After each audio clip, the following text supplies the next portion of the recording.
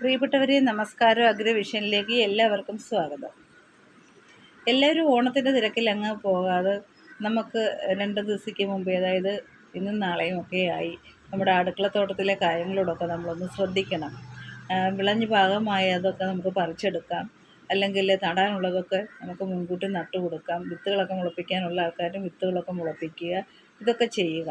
ഇവ 2-3 ദിവസം കഴിയുമ്പോഴത്തേക്കിന് ഓണമാവും. അപ്പം ഭയങ്കര തിരക്കാവും എല്ലാവർക്കും. ഇപ്പോഴും തന്നെ എല്ലാവരും ഓട്ടത്തിലായിരിക്കുമല്ലോ അല്ലേ.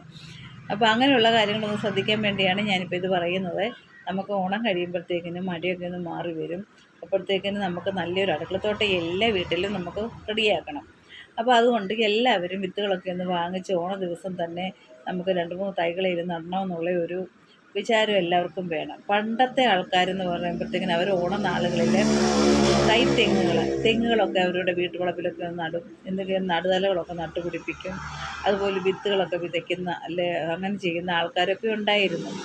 ഇപ്പോൾ നമുക്ക് സ്ഥലപരിമിതിയുടെ സ്ഥലമില്ലാതെ വരുന്നതും ഒക്കെ ആയതുകൊണ്ട് ഗ്രോ ബാഗിലും ഒക്കെയാണ് കുറഞ്ഞ രീതിയിൽ സ്ഥലമുള്ള ആൾക്കാർ തന്നെയാണെങ്കിലും പച്ചക്കറിത്തോട്ടം എന്ന് പറയുമ്പോൾ ചുറ്റുവളപ്പിൽ മാത്രം ചെയ്യുന്നത്. അവരുടെ വീടിനോട് ചേർന്ന് എപ്പോഴും നമുക്ക് പറിച്ചെടുക്കാനും നനയ്ക്കാനും ഒക്കെയുള്ളൊരു സൗകര്യത്തിൽ ആ വീടിനോട് ഒന്നി ടെറസിൻ്റെ മുകളിൽ അല്ലെ നമ്മുടെ പരിസര പ്രദേശത്ത് തന്നെ എളുപ്പം നമുക്ക് ചെന്ന് നോക്കാനും എടുക്കാനും, അടുക്കളയിൽ നിൽക്കുമ്പോൾ ഓടിച്ചെന്ന് എന്തെങ്കിലും പറിച്ചെടുക്കാനും ഒക്കെ പാകത്തിലാണ് നമ്മൾ അടുക്കളത്തോട്ടം ഉണ്ടാക്കുന്നത്. അപ്പോൾ അവിടെയുള്ള കാര്യങ്ങളൊക്കെ അതെല്ലാവരും ഒന്ന് ശ്രദ്ധിക്കണം. തിരക്കായി കഴിഞ്ഞാൽ പിന്നെ അതിനോട് ശ്രദ്ധ കാണത്തില്ല. അതുതന്നെയല്ല ഇന്ന് ഞാൻ ഇട്ടിരിക്കുന്ന വീഡിയോ നിങ്ങളൊന്ന് കാണാം. വിത്തൊക്കെ മുളപ്പിക്കുമ്പോൾ വലിയ പരിചരണമൊന്നും ആവശ്യമില്ല. അതിനകത്ത് ചേർക്കേണ്ട സാധനങ്ങൾ കറക്റ്റായിട്ട് ചേർത്ത് കഴിഞ്ഞാൽ വിത്ത് എളുപ്പം മുളയ്ക്കും.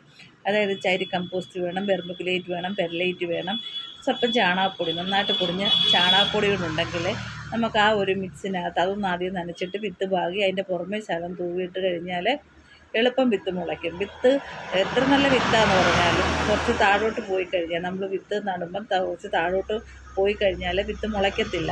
വിത്ത് എളുപ്പം മുളയ്ക്കണേൽ നമ്മുടെ വായുസഞ്ചാരം വേണം മണ്ണിൽ. ഇങ്ങനെയൊക്കെ പല കാര്യങ്ങൾ നമ്മൾ ശ്രദ്ധിക്കണം. അപ്പോൾ നിങ്ങളെല്ലാവരും എൻ്റെ ഓരോ വീഡിയോകളും കാണണം. വീഡിയോ കണ്ടിട്ട് സപ്പോർട്ട് ചെയ്യണം.